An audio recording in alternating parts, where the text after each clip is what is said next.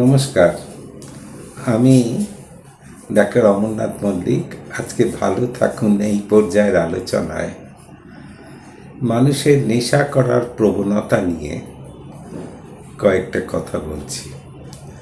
নেশা জিনিসটা কিন্তু মানুষের সেই আদিম সময় থেকে, যখন থেকে মানুষ গুহা ছেড়ে সমাজ জীবনে প্রবেশ করেছে, আস্তে আস্তে সভ্যতার আলোকে পৌঁছেছে, তখন থেকেই মানুষের ভিতরে কিন্তু নেশা করার প্রবণতা, ইচ্ছা দেখা গেছে। আফিংয়ের নেশা এটা প্রায় 5,000 বছর আগে থেকে প্রচলিত, এবং এই আফিংয়ের নেশা যে করেছে, আফিংয়ের ব্যবহারও তখন ছিল, এবং সেটা তখন কাশির জন্যে, সর্দি কাশিতে যেমন ব্যবহার হতো, পরে ব্যথা কমানোর ওষুধ হিসেবে ব্যবহার হয়েছে। এবং আমরা জানি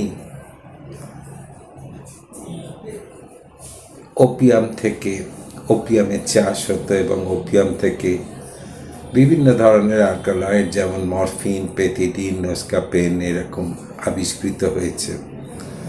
এবং মরফিন, পেথিডিন তো যুগান্তকারী আবিষ্কার মানব চিকিৎসা বিজ্ঞানের ইতিহাসে, কারণ এগুলো ব্যথা কমানোর জন্যে, এবং আমরা জানি যে অপারেশন ইত্যাদির পর যে প্রচণ্ড যন্ত্রণা হয় সেগুলো কমাবার জন্যে ব্যবহার হয়। এবং এটা কিন্তু নেশার বস্তু হিসেবে ব্যবহার হয়েছে। এবং এই মরফিন থেকে আবিষ্কৃত হয়েছে হিরোইন, যেটা প্রথমে ব্যথা কমানোর ওষুধ হিসেবে ব্যবহার হতো। পরে দেখা গেছে যে হিরোইনের নেশা করবার যে প্রবণতা হিরোইন ব্যবহার করলে তা মরফিনের থেকে অনেক বেশি, এবং তারপর থেকে এই হিরোইনের ব্যবহার নিষিদ্ধ হয়ে গেছে। কিন্তু আমরা জানি নিষিদ্ধের যে কোনো জিনিসের প্রতি মানুষের ঝোঁক থাকে, এবং হিরোইন তৈরি করা, বিক্রি করা এটা নিষিদ্ধ হলেও অবৈধ ড্রাগ হিসেবে চিহ্নিত হয়েছে। কিন্তু তারপরেও কিন্তু পৃথিবীর বিভিন্ন দেশে কম বয়সী ছেলে মেয়ে, ছাত্রছাত্রীরা হিরোইন ইত্যাদির নেশায় আক্রান্ত হয়েছে। এখন নেশা এই ছাড়াও, হিরোইন ছাড়াও বিভিন্ন রকমের ক্যানাবিস অর্থাৎ গাঁজা, চরস, মারিজুয়ানা এগুলোর যেমন নেশা করে, তেমনি অন্যান্য জিনিসেরও, অন্যান্য ড্রাগেরও, ঘুমের বড়ি ইত্যাদি, ভ্যালিয়াম, লিব্রিয়াম এরকম বিভিন্ন ধরনের ঘুমের বড়িরও ব্যবহার ছেলে মেয়ে মানুষের ভেতরে দেখা যায়। এবং এই নেশার যে ওষুধগুলো, এগুলো মস্তিষ্কের ওপর কাজ করে, হয় মস্তিষ্ককে উত্তেজিত করে অথবা নিস্তেজ করে দেয়। এবং যারা ব্যবহার করে তাদের এর উপরে একটা প্রচণ্ড আকর্ষণ অনুভব করে। এটা ব্যবহার করার পর তারা এই কেমিক্যালসগুলোর ওপর, এই ওষুধগুলোর ওপর নির্ভরশীল হয়ে পড়ে। এবং আমরা বলি ডিপেন্ডেন্সি, ফিজিক্যাল এবং সাইকোলজিক্যাল, শারীরিক এবং মানসিক দুরকমের নির্ভরতাই দেখা যায়।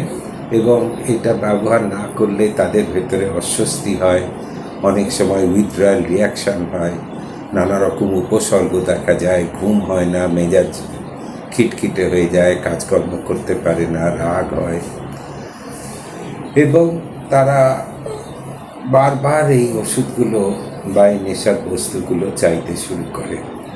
তাহলে এই যে ভয়ঙ্কর একটা আকর্ষণ, এই যে প্রভাব নেশার বস্তুগুলোর শরীর এবং মনের ওপর, মস্তিষ্কের ওপর, তার থেকে কি মুক্তি পাওয়া যায় না? নিশ্চয়ই মুক্তির উপায় থাকে।